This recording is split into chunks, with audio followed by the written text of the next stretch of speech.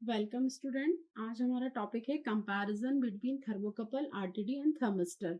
हम तीनों का प्रिंसिपल पहले ही देख चुके हैं कि थर्मोकपल किस प्रिंसिपल पे वर्क करता है, आरटीडी एंड थर्मिस्टर।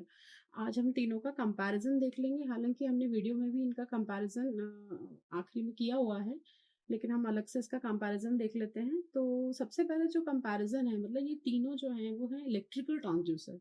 सिमिलरिटी तो यही है कि तीनों इलेक्ट्रिकल ट्रांसड्यूसर हैं, यानी कि ये टेम्परेचर के बदले हमको इलेक्ट्रिकल क्वांटिटी जनरेट करते हैं या फिर देते हैं, जिसको कि हम इजीली मेजर कर सकते हैं और इजीली ट्रांसफर कर सकते हैं, इजीली मैनिपुलेट कर सकते हैं। इसीलिए ये इलेक्ट्रिकल ट्रांसड्यूसर है। तो अपन तीनों का देख लेते हैं। तो अपन थर्मोकपल, आरटीडी और थर्मिस्टर, तो अपन तीनों का कंपैरिजन चार्ट अगर अपन बनाते हैं तो अपन देखते हैं कि तीनों का प्रिंसिपल डिफरेंट है। यानी कि तीनों का जो अपन कंपैरिजन अगर अपन एक चार्ट बनाए,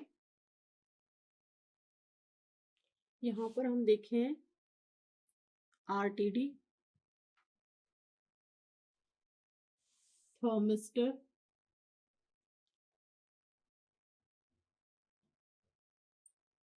और ये है आपका थर्मोकपल। तो हम देखेंगे जो इनका प्रिंसिपल ऑफ वर्किंग है, आरटीडी, थर्मिस्टर, थर्मोकपल का, तीनों का डिफरेंट है। ये आपका पीटीसी डिवाइसेस होते हैं, यानी कि पॉजिटिव टेम्परेचर कोफिशिएंट, और जो आपका थर्मिस्टर है वो आपका नेगेटिव टेम्परेचर कोफिशिएंट पे वर्क करता है। जो आपका थर्मोकपल है ये आपका सीबेक इफेक्ट पे वर्क करता है, यानी कि दो डिसिमिलर मेटल को जब हम ज्वाइन करते हैं और एक रेफरेंस जंक्शन रखे, दूसरे जंक्शन से अगर हम टेम्परेचर मेजरमेंट करते हैं, अगर हम वोल्टमीटर लगाते हैं तो हमको चेंज इन वोल्टेज मिलता है। तो ये थर्मोकपल का बेसिक प्रिंसिपल बिल्कुल डिफरेंट है। थर्मिस्टर का अलग है और आरटीडी का अलग है। तो हम टेम्परेचर कॉफिशिएंट की बात करें तो जो टेम्परेचर कॉफिशिएंट होता है वो नेगेटिव टेम्परेचर कॉफिशिएंट जो है उसका जो वैल्यू है वो पॉजिटिव टेम्परेचर कॉफिशिएंट से बहुत ज्यादा होता है। तो इसीलिए जो सेंसिटिविटी होती है वो थर्मिस्टर की हमारी सबसे ज्यादा हाई होती है। सेंसिटिविटी जो होती है वो थर्मिस्टर की सबसे ज्यादा होती है in comparison to the RTD and the thermocouple. इसके अलावा हम देख लेते हैं लीनियरिटी। तो लीनियरिटी देखेंगे तो लीनियरिटी हमको आरटीडी में सबसे ज्यादा मिलेगी, क्योंकि इसमें पॉजिटिव टेम्परेचर कोफिशिएंट है और हमारा जो है लीनियर ग्राफ मिलता है with reference to temperature and resistance. जबकि यहाँ पर भी हमारा जो है वो कर्व जो मिलता है आपको नॉन लीनियर मिलता है, मतलब नेगेटिव टेम्परेचर कोफिशिएंट है तो टेम्परेचर के बदले जो रेजिस्टेंस है वो हमारा डिक्रीज होता है। तो नॉन लीनियरिटी हमको यहाँ पर मिलती है थर्मिस्टर में। और थर्मोकपल में भी हमने देखा था इसका जो आरटी कर्व होता है वो कुछ इस टाइप का होता है, रेजिस्टेंस टेम्परेचर कर्व, टेम्परेचर, और यहाँ पर ये आउटपुट में हमको इलेक्ट्रोमोटिव फोर्स देता है। तो यहाँ पर भी हम देख सकते हैं कि एक पॉइंट के बाद ये आपका नॉन लीनियरिटी हमको देने लग जाता है। तो इस प्रकार हम देखते हैं कि ये सेंसिटिविटी जो होती है थर्मिस्टर की जो है सबसे ज्यादा हाई है, नॉन लीनियरिटी। और अगर अपन लीनियरिटी की बात करें तो जो है आरटीडी जो है हमारा ज्यादा लीनियर डिवाइस है। इसके अलावा एक्सपेंसिव यानी कि महंगा कौन सा है, तो हम देखेंगे आरटीडी सबसे ज्यादा महंगा है, क्योंकि इसमें प्लैटिनम यूज होता है। प्लैटिनम, निकल, प्योर मेटल्स यूज होती है। तो इस वजह से जो हमारा आरटीडी है वो सबसे ज्यादा कॉस्टली होता है। सबसे ज्यादा सस्ता होता है हमारा थर्मिस्टर, क्योंकि थर्मिस्टर जो होता है सेमीकंडक्टर मटेरियल इसमें यूज होता है। तो सेमीकंडक्टर जो होते हैं वो सस्ते आते हैं, थोड़े इनएक्सपेंसिव होते हैं, तो ये हमारा थोड़ा सस्ता होता है। और सेल्फ हीटिंग की प्रॉब्लम देखें तो हमारा आरटीडी और थर्मिस्टर दोनों क्या है, रेजिस्टेंस है।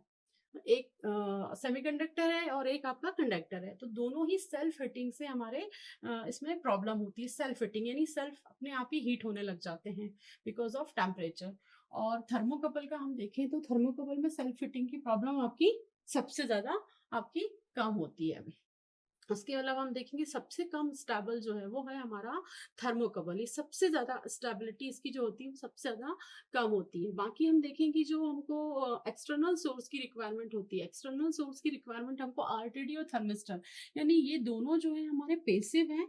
और जो हमारा थर्मोकपल है ये हमारा एक्टिव है, एक्टिव ट्रांसड्यूसर है। मतलब इसको जो है एक्सटर्नल पावर की जरूरत नहीं होती है अपने ऑपरेशन के लिए, जबकि आरटीडी और थर्मिस्टर इन दोनों को हमको एक्सटर्नल पावर सप्लाई देना होती है ऑपरेशन के लिए। और इसके अलावा नॉन लीनियरिटी की बात करें तो नॉन लीनियर जो है हमारी ये दोनों चीजें जो है थर्मिस्टर और थर्मोकपल दोनों ही आपके नॉन लीनियर डिवाइसेस हैं।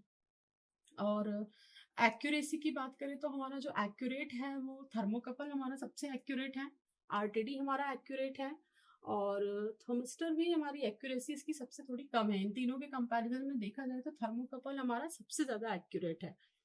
और सबसे ज़्यादा हम हाई टेम्परेचर रेंज जो है किसकी ज़्यादा है, तो हम देखेंगे कि थर्मोकपल, थर्मिस्टर, थर्मोकपल की रेंज हम ज़्यादा ले सकते हैं क्योंकि थर्मोकपल जो है वो मेटल हम इसमें यूज़ करते हैं, तो मेटल ऑब्वियसली हाई टेम्परेचर पर विथस्टैंड करता है। तो जो थर्मोकपल है इसका जो है हम सबसे हाई टेम्परेचर मतलब मेजर करने के लिए हम थर्मोकपल का यूज़ कर सकते हैं। देन उसके बाद हम आरटीडी, देन उसके बाद हम थर्मिस्टर का यूज़ कर सकते हैं। बाकी एक कंपैरिजन चार्ट भी है, आप जैसा कि देख सकते हैं, और तीनों का प्रिंसिपल भी डिफरेंट है। एप्लीकेशन जो है अलग अलग टेम्परेचर रेंज के लिए अलग अलग डिवाइसेस हम यूज करते हैं। और मोस्ट ऑफ फ्रेगाइल जो होगा, मतलब जो टूटने का डर है, वो है आपका थर्मिस्टर का। थर्मिस्टर हमारा मोस्ट फ्रेगाइल डिवाइस है।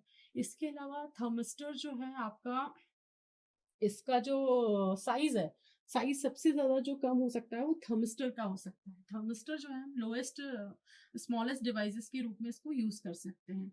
बाकी थर्मोकपल के साथ एक प्रॉब्लम है कि थर्मोकपल को रेफरेंस टेम्परेचर नीड होता है, मतलब रेफरेंस टेम्परेचर अगर नहीं होगा तो हम थर्मोकपल का सही से यूज नहीं कर पाएंगे, तो एक इसका सबसे बड़ा डिसएडवांटेज ये है। बाकी आप कंपैरिजन चार्ट में दे सकते हैं।